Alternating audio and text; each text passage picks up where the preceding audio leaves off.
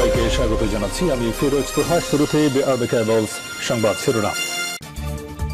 Israel ফিলিস্তিন পুরোদমে যুদ্ধ চলছে, আর এই যুদ্ধের সর্বশেষ আন্তর্জাতিক গুরুত্বপূর্ণ আপডেট সংবাদ জানিয়ে দিব। শুরুতেই শিরোনাম। হামলা এক ঝাঁক কামিকাজে ড্রোন ব্যবহৃত। উত্তর ইসরায়েলে হিজবুল্লাহ ড্রোন হামলা, অন্তত এক ইহুদিবাদী সেনা ক্ষত। এরপর জানিয়ে দিব ইউক্রেনকে ও ন্যাটোকে উভয় ধ্বংস হয়ে যাওয়ার আশঙ্কা রয়েছে, হুঁশিয়ারি রাশিয়ার। এরপর জানাবো সিরিয়া আগ্রাসনের বিরুদ্ধে ইসরায়েলকে রাশিয়ার কঠোর হুঁশিয়ারি। এরপর জানাবো হামাস ইসরায়েল বোঝাপড়ার ইঙ্গিত, শুরু হবে বড় যুদ্ধ। এবং সর্বশেষ জানিয়ে দিব ফিলিস্তিনকে বাঁচাতে বিশ্ববাসীর প্রতি যে আহ্বান জানালেন তুরস্কের প্রেসিডেন্ট রিসেপ তাইয়িপ এরদোগান। উত্তর ইসরায়েলে হিজবুল্লাহ ড্রোন হামলা, অন্তত এক ইহুদিবাদী সেনা নিহত। ইহুদিবাদী ইসরায়েলের একটি সামরিক অবস্থান লক্ষ্য করে নতুন করে ড্রোন হামলা চালিয়েছে লেবাননের ইসলামী প্রতিরোধ আন্দোলন হিজবুল্লাহ। গাজা উপত্যকার বিরুদ্ধে ইসরায়েলের চলমান গণহত্যার প্রতিবাদে গত বছরের অক্টোবর থেকে ইহুদিবাদীদের বিরুদ্ধে অভিযান চালিয়ে আসছে হিজবুল্লাহ। সংগঠনটি আজ রাতে একটি বিবৃতিতে জানিয়েছে উত্তর ইসরায়েলের পশ্চিম গ্যালিলি অঞ্চলে অবস্থিত ইসরায়েলি বাহিনীর ১৪৬তম ডিভিশনের সদ্য প্রতিষ্ঠিত গোলন্দাজ ব্যাটালিয়নের সদর দপ্তরে এক ঝাঁক কামিকাজে ড্রোন নিক্ষেপ করা হয়েছে। বিবৃতিতে বলা হয়েছে অভিযানে ব্যবহৃত ড্রোনগুলো নিখুঁতভাবে নির্ধারিত লক্ষ্যে আঘাত এনেছে এবং এতে ইসরায়েলি ঘাঁটির ক্ষয়ক্ষতি হওয়ার পাশাপাশি দখলদার সেনারা হতাহত হয়েছে। হিজবুল্লাহর বিবৃতিতে বলা হয়েছে গাজায় ইসরায়েলি গণহত্যার পাশাপাশি দক্ষিণ লেবাননে দখলদার বাহিনীর বিমান ও গোলন্দাজ হামলার জবাবে ওই ড্রোন হামলা চালানো হয়েছে। হিজবুল্লাহর এই হামলায় অন্তত একজন সেনারা নিহত হয়েছে কথা স্বীকার করেছে তেল আবিব। ইহুদিবাদী বাহিনী বলছে ৩৩ বছর বয়সী মাস্টার সার্জেন্ট রিজার্ভিস্ট ভ্যালেরি ও সেফোনভ হিজবুল্লাহ ড্রোন হামলায় গুরুতর আহত হলে তাকে দ্রুত হাসপাতালে স্থানান্তর করা হয় এবং কিছুক্ষণ পর হাসপাতালে তার মৃত্যু হয়।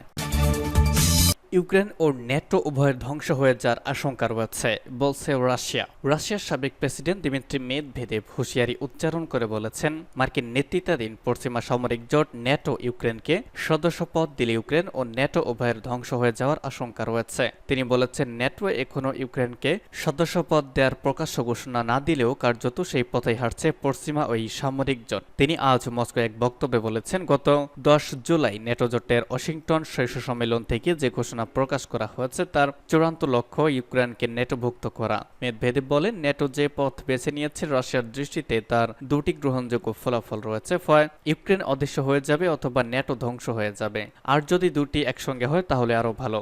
রাশিয়া শুরু থেকে বলে এসেছে ইউক্রেনের ন্যাটো ভুক্তি রাশিয়ার জন্য চূড়ান্ত রেডলাইন। দেশটি আরো বলেছে পশ্চিমা দেশগুলোর কারণেই রাশিয়া ইউক্রেনের বিরুদ্ধে বিশেষ সামরিক অভিযান চালাতে বাধ্য হয়েছে। মেদভেদেভ বলেছেন চলমান যুদ্ধ বন্ধ করতে রাশিয়ার যেসব শর্ত রয়েছে সেগুলোর অন্যতম হচ্ছে ইউক্রেনকে ন্যাটোর সদস্যপদ পাওয়ার বাসনা সম্পূর্ণ পরিত্যাগ করতে হবে।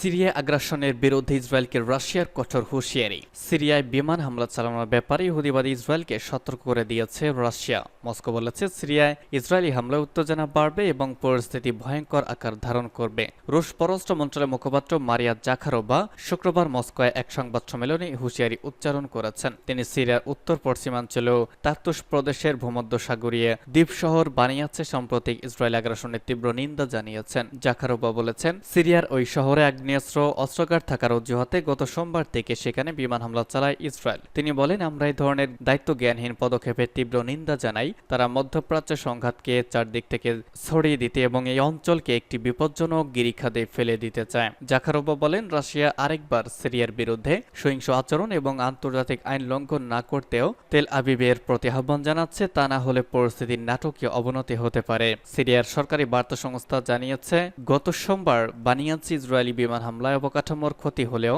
কেউ হতাহত হয়নি। অবরুদ্ধ গাজা উপত্যকায় ইসরায়েলি গণমাধ্যম গণহত্যা চলমান থাকা অবস্থায় প্রায় সিরিয়ার বিভিন্ন অবস্থানে বিমান হামলা চালিয়ে যাচ্ছে তেল আবিব। হামাসের সঙ্গে ইসরায়েলের বোঝাপড়ার ইঙ্গিত। ইসরায়েল ও হামাসের মধ্যে পণবন্দীদের মুক্তির লক্ষ্যে বোঝাপড়ার ইঙ্গিত দিয়েছেন নাম প্রকাশে অনিচ্ছুক এক মার্কিন কর্মকর্তা। ২০২৩ সালের ৭ অক্টোবর হামাসের ব্যাপক হত্যা লীলায় ১১৯৫ জন নিহত হয়েছিল। এছাড়া ২৫১ জন মানুষকে পণবন্দী হিসেবে তারা গাজায় নিয়ে গিয়েছিল। তারপর থেকে ইসরায়েল গাজায় সামরিক অভিযান চালিয়ে যাচ্ছে। তার ফলে এখনো পর্যন্ত কমপক্ষে ৩৮,০১১ জন প্রাণ হারিয়েছেন। খবর ডয়চে ভেলের। বলা হয়েছে পণবন্দীকে ফিরিয়ে আনার সম্ভব হয়েছে, অনেকে বন্দিদশায় প্রাণ হারিয়েছে। এখন 116 জন গাজায় আটক রয়েছে বলে ধারণা করা হয়, যদিও তাদের মধ্যে সবাই জীবিত কিনা সে বিষয়ে সন্দেহ রয়েছে। আন্তর্জাতিক মধ্যস্থতায় অবশিষ্ট পণবন্দীদের মুক্তি ও অস্ত্রবিরতির একাধিক প্রচেষ্টা এখনো পর্যন্ত সফল হয়নি। মার্কিন প্রশাসন এবার পণবন্দীদের মুক্তি প্রশ্নে হামাস ও ইসরায়েলের মধ্যে বোঝাপড়ার আশা করছে। নাম প্রকাশে অনিচ্ছুক এক মার্কিন কর্মকর্তা ইসরায়েল ও হামাসের মধ্যে বোঝাপড়ার দাবি করেছেন। তবে তার মতে সেই পরিকল্পনা কার্যকর করার ক্ষেত্রে কিছু বিষয় এখনও সমঝোতা হয়নি, ফলে আগামী কয়েকদিনে চূড়ান্ত সাফল্যের আশা নেই। গতকাল ইসরায়েলি প্রধানমন্ত্রী বেনিয়ামিন নেতানিয়াহু টেলিফোনে মার্কিন প্রেসিডেন্ট জো বাইডেনের সঙ্গে টেলিফোনে কথা বলেছেন। তিনি পণবন্দীদের মুক্তির লক্ষ্যে হামাসের সঙ্গে আলোচনা আবার শুরু করার জন্য কাতারের রাজধানী দোহায় এক প্রতিনিধি দল পাঠানোর সিদ্ধান্তের কথা বলেছেন। সেই কর্মকর্তার মতে নেতানিয়াহু আবার আলোচনার ছাড়পত্র দেওয়ায় বাইডেন সন্তুষ্টি প্রকাশ করেছেন। উল্লেখ্য, পরে জানা গেছে ইসরায়েলের বৈদেশিক গোয়েন্দা সংস্থা মোসাদের প্রধান ডেভিড বার্নিয়া স্বয়ং দোহায় যাচ্ছেন। আজই সেই আলোচনা হওয়ার কথা ছিল। সংবাদ সংস্থা রয়টার্সের তথ্য অনুযায়ী সূত্র বলছে, তিনি কাতারের প্রধানমন্ত্রী শেখ মোহাম্মদ বিন আব্দুল রহমান আল তানির সঙ্গে সাক্ষাৎ করবেন। ইসরায়েলের প্রধানমন্ত্রী নেতানিয়াহু গতকাল রাতে মন্ত্রিসভার নিরাপত্তা বিষয়ক সদস্যদের সঙ্গে বৈঠক করেছেন। কাতার ও মিশরের মধ্যস্থতাকারীদের পাঠানো প্রস্তাব নিয়ে তাদের মধ্যে আলোচনা হয়েছে। গাজা ইসরায়েলি সামরিক অভিযান বন্ধ করে পণবন্দীদের মুক্তির লক্ষ্যে বোঝাপড়ার জন্য দেশে বিদেশে প্রবল চাপের মুখে রয়েছে নেতানিয়াহুর সরকার। তবে তার জোট সরকারের উগ্র ধর্মীয় ও জাতীয়তাবাদী শরিকরা হামাসের সঙ্গে আশেপাশের ঘোর বিরোধিতা করে আসছে। বাইডেন প্রশাসন বর্তমান সংকটের কূটনীতিক সমাধানের লক্ষ্যে জোরালো উদ্বেগ চালিয়ে যাচ্ছে। গাজায় শান্তি ফেরাতে কাতার, মিশর সহ অন্যান্য দেশের সঙ্গে আলোচনা চালাচ্ছেন মার্কিন প্রতিনিধিরা। গত মে মাসে বোঝাপড়ার এক কাঠামো প্রস্তুত হলেও ইসরায়েল ও হামাস এতকাল সেই পথে এগোতে দ্বিধা করছিল। এবার হামাসের কিছুটা পাল্টা প্রস্তাবের ভিত্তিতে চূড়ান্ত বোঝাপড়ার সম্ভাবনা উজ্জ্বল হয়েছে বলে নাম প্রকাশে অনিচ্ছুক সেই মার্কিন কর্মকর্তা মনে করছেন। একাধিক সাংবাদিকদের সামনে তিনি সেই আশার আলো দেখানোর বিষয়টি বাড়তি গুরুত্ব পাচ্ছে। ফিলিস্তিনিদের নিয়ে ফের বিশ্ববাসীর কাছে যে আহ্বান জানালেন এরদোগান। ইসরায়েলকে গাজাবাসীর ওপর গণহত্যা চালানো বন্ধের আহ্বান জানিয়েছেন তুরস্কের প্রেসিডেন্ট রিসেপ তাইয়েপ এরদোগান। তিনি বলেছেন, গাজা উপত্যকার ধ্বংসাবশেষের নিচে 16,000-এর বেশি নিষ্পাপ শিশুর লাশ পড়ে আজ রয়েছে।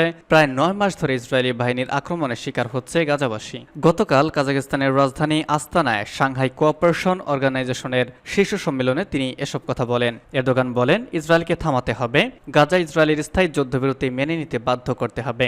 ইসরায়েলি প্রশাসনের ওপর চাপ বাড়াতে বিশ্বের অন্যান্য দেশগুলোর প্রতি আহ্বান জানিয়েছেন তিনি। এরদোগান বলেন, ইসরায়েলকে থামাতে হবে। ইসরায়েলি প্রশাসনের ওপর চাপ বাড়াতে বিশ্বের অন্যান্য দেশগুলোর প্রতি আহ্বান জানিয়েছেন তিনি। তুরস্কের এই নেতা বলেছেন, সব বাধা সত্ত্বেও আমরা শান্তি, নিরাপত্তা, স্থিতিশীলতা এবং সমৃদ্ধি নিশ্চিত করার জন্য একটি কার্যকর ও অন্তর্ভুক্তিমূলক আন্তর্জাতিক ব্যবস্থা গড়ে তুলতে কাজ করছি। ইসরায়েল যুদ্ধবিরতির দাবিতে জাতিসংঘের নিরাপত্তা পরিষদের একটি প্রস্তাব লঙ্ঘন করেছে।